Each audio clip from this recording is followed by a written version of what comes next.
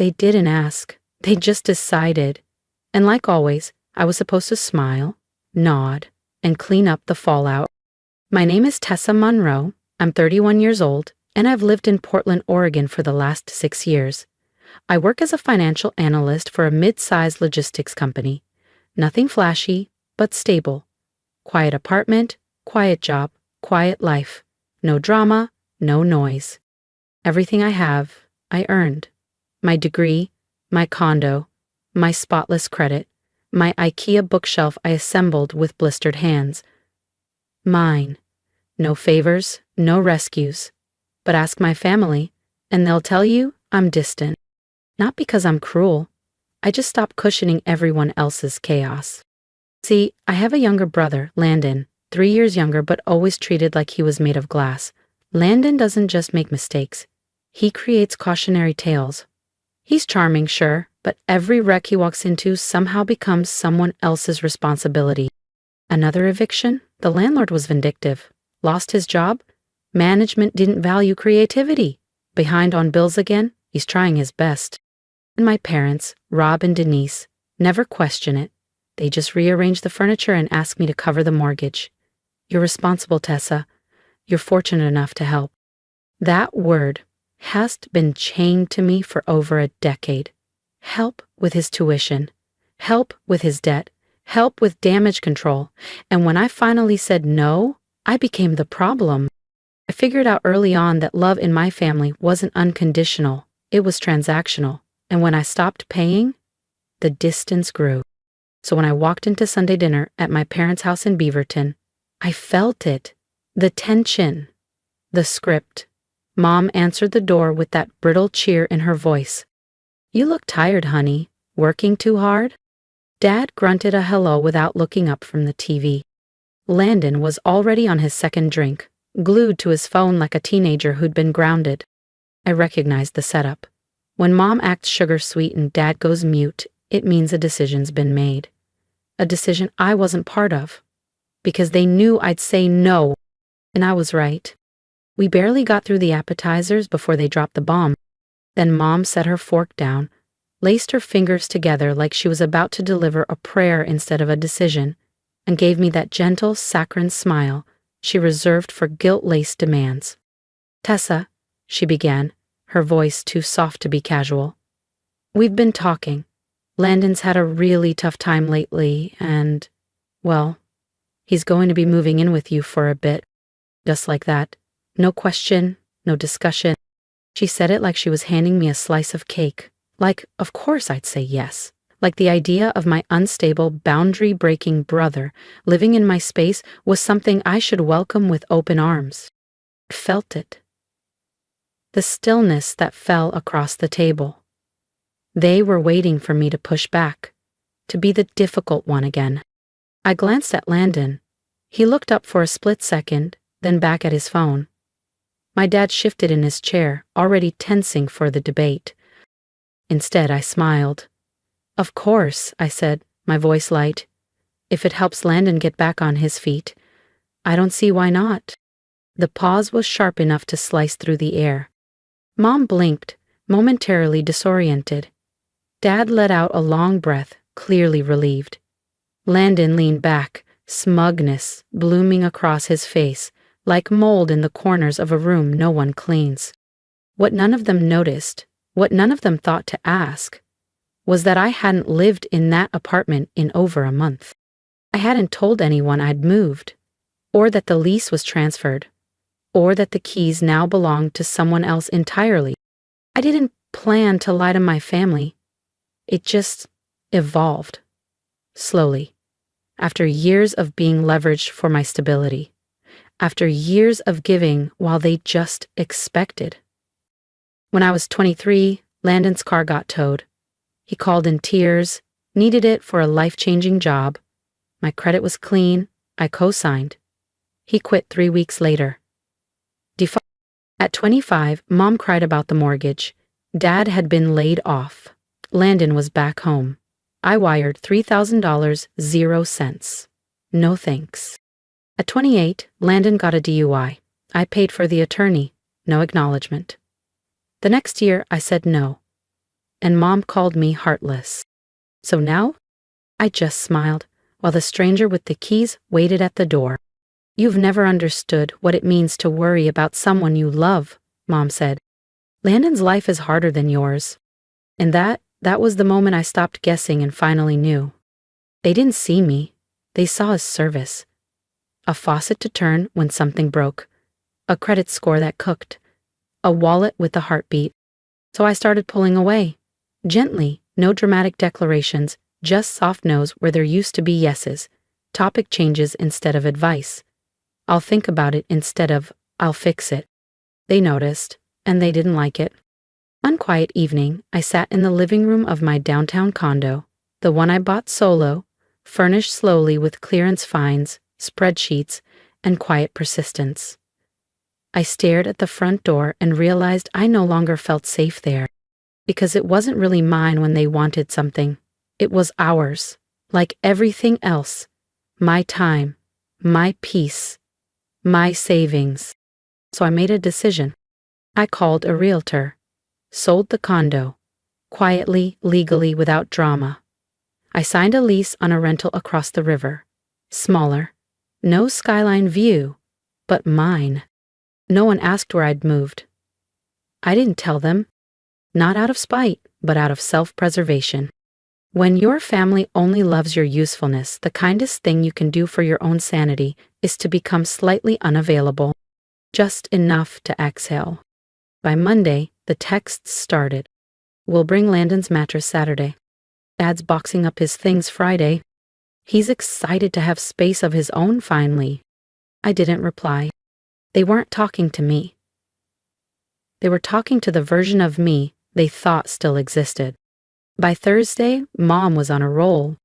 Let me know if I should bring over cleaning supplies. Landon says he'll do his own laundry this time. He's bringing his own dishes. That one made me laugh into my coffee.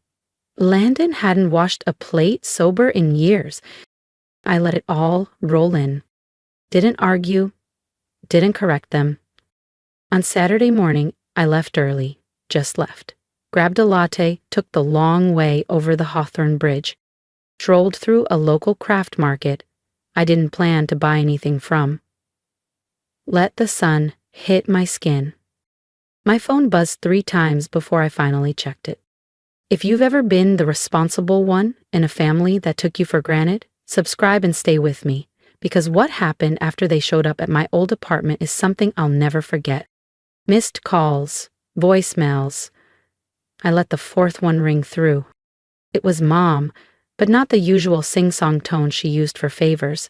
This was the brittle voice, the one made of nerves and veiled accusation. "What's going on?" she barked. "There's someone here.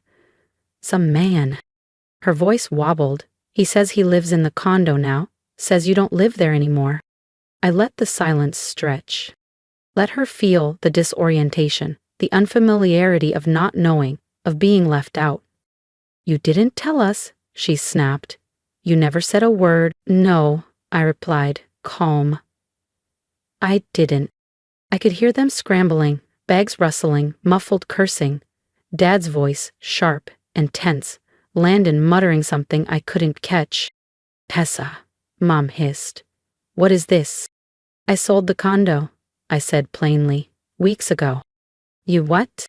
I moved out quietly. No one asked where I lived, so I didn't say. For a moment, nothing. I imagined them standing in front of that building, luggage at their feet, realizing they'd planned a quiet takeover, only to find the castle belonged to someone else. Then Dad's voice cut through. "You lied to us." "No," I said. "I said if it helps Landon, I didn't see why not. I never said where." Another pause. Then, from Landon. "So what now? We're just supposed to figure it out?" His voice wasn't angry, just hollow, lost, and for a flicker of a second, I nearly softened. But I didn't, because here's what they never understood. I didn't change the locks out of spite. I didn't sell my home to punish anyone. I did it because I needed space that was truly mine. Because every time I let them back in, I disappeared just a little more. And sometimes the only way to be free is to stop making yourself available for sacrifice. They thought that would be the end of it. They were wrong. By evening, they were at my door. I knew they'd find me. Mom doesn't let go of control easily. She'd dig. She'd guilt. She'd prove I was still in orbit. So when the knock came, 3 sharp, polite raps trying to mask the unraveling, I was already at the peephole. And I was ready. "Do you know what people will think of you?" Mom hissed. "Do you know what they'll say?" "Yes," I said quietly. "They'll say I finally stopped opening my door." She blinked. Her voice shrank. "You used to be kind." I didn't flinch. "You used to notice when I was in pain." The silence that followed wasn't empty. It was dense, crammed with every boundary I had let them cross, every yes I gave when I wanted to scream no, every debt I'd quietly repaid in love, money, or time. 10 minutes later, a patrol car pulled up. Calm. Quiet. An officer stepped out. Tall. Steady. Hand near her belt, but relaxed. "Evening," she said. "We got a report of trespassing." I nodded. That would be me. She glanced at them. My parents, Landon, bags still stacked in their trunk. "Ma'am, sir," she addressed them, "I'm going to have to ask you to leave the premises." "This is our daughter," Dad snapped. "This is a family matter." "This is her residence," the officer replied, cool and clear. "And you are not allowed to remain here without permission." Landon's jaw was tight, his face flushed. "You're going to regret this," he spat. "No," I said, stepping back into my apartment. "I've regretted almost everything until this moment." That night, I fell asleep to silence. By morning, I woke up to 12 missed calls. 5 from Mom, 2 from Dad, the rest from numbers I didn't recognize, cousins probably, or family friends I hadn't heard from since I was 19. Then came the texts. "Why would you do this to your own brother? Your mother is devastated. Landon's sleeping in his car. Is that what you wanted?" I didn't reply. I scrolled. Then I saw it. A Facebook post from my mother, public. 3 paragraphs, laced with heartbreak emojis and a photo of Landon as a baby. "We raised both our children to love and support each other," it read. "But one of them has forgotten. Tessa has turned her back on us in our time of need. We're devastated. Landon didn't deserve this." Hundreds of likes, dozens of comments from people who hadn't spoken to me since elementary school, calling me cold, entitled, selfish. It wasn't new, just louder. I stared at it for a long time. Then, for the first time, I posted back. No hashtags, no captions. Just screenshots. A $3,000 0 cents wire transfer to cover their mortgage. My name on Landon's car loan, then the collections notice. The lawyer's invoice from his DU. Proof, just facts. And that was only the beginning. I posted it all. A timeline of every one-time favor I'd agreed to since I was 21. Every wire transfer, every bill I paid to keep the lights on in someone else's storm. The receipt for the condo sale, time-stamped and notarized. And at the end, a screenshot of a message I'd saved for 2 years. It was from Landon, sent late one night after I told him no, again. It read, "You're a boring robot, Tessa. You think you're better than everyone just because you're responsible." All because I wouldn't let him crash for a month. I ended my post with one quiet sentence. I didn't abandon my family. I just stopped volunteering for emotional debt. Then I turned off my phone. Not out of fear, not because I needed validation, but because, for the first time, I didn't. I just needed stillness. And that night, I had it. The apartment was calm. No phone vibrating off the counter, no footsteps outside the door. Just the low hum of the fridge, the creak of the baseboards, the steady breath of a place that finally felt like mine. I made chamomile tea. Not for sleep, I didn't need help sleeping anymore, but for the ritual. Holding a warm mug in both hands, letting the steam rise, like forgiveness. I no longer sought. The screen of my phone lit up once. Mom. Then again. Landon. I didn't open them. I didn't have to. I knew the rhythm: shock, anger, guilt, pleading. It was always in that order. I blocked both numbers, not because I was angry, not because I was proud, but because not every door deserves to be knocked on forever. I stepped out onto the balcony. It was cold, but not biting, the kind of cold that reminds you you're still here. Below, the city moved. Headlights in motion, a couple crossing the street, someone in a comically oversized coat walking a golden retriever. A neighbor 2 floors down looked up and waved. I waved back. Simple, real, no obligation attached. Inside, I turned off the lights. One room at a time. Kitchen, hallway, bedroom. No framed memories on the walls. No curated proof of loyalty. Just space. Just peace. I didn't feel triumphant, or bitter, or broken. I just felt done. Done performing, done explaining, done being the oxygen mask for people who refuse to breathe on their own. Somewhere they were probably rewriting the story again, casting me as the villain, the cold one, the ungrateful daughter. And that's them. I didn't vanish. I just stopped letting them script my silence. They wrote their version. And now, I've written it back. If you've made it this far, thank you for listening, for witnessing. I didn't share this to be pitied. I didn't post screenshots to start a war. I shared my story because I know I'm not the only one who's ever been called ungrateful for having boundaries, selfish for choosing peace, heartless for walking away from people who only loved what you could do, not who you are. Maybe you've been there too. Maybe you've spent years biting your tongue at family dinners, stretching your bank account to protect people who wouldn't do the same for you.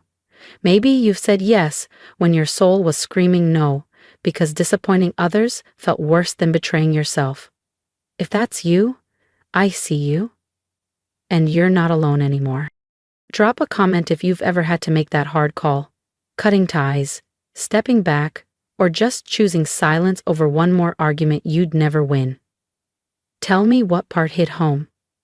Or just let me know you're out there, building peace in your own way.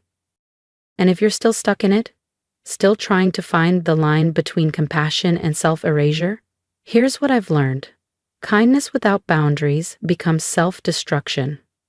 You're allowed to love people and still protect your space. You're allowed to stop being the emergency contact for chaos. So hit that subscribe button if you believe in taking your story back. If you're done letting other people write your role, if you're rebuilding your life, one healthy no at a time. I'm Tessa Monroe, and this isn't the story they'll tell at reunions.